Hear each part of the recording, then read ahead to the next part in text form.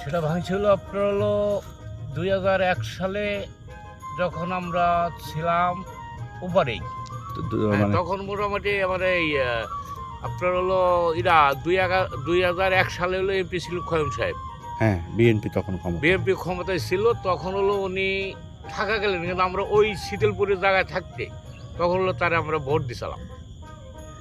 তখন ভোট দিয়ে তখন হলো সে ওই বছরে কিন্তু এমপি হয়। তার মনে হয় যে 2 বছর বা 3 বছর পরে আমাদের এই জায়গা ভেঙে যায়। তারপরে ওই আসে বাড়ি করছিলেন দেলুন্দি নাকি? চর দেলুন্দি। চর দেলুন্দি কি গলমদর? এটাও তো শোন করল, এ বছরে 20,000 টাকা দিয়ে রাখছে 1 বিঘা জমি শোন করার।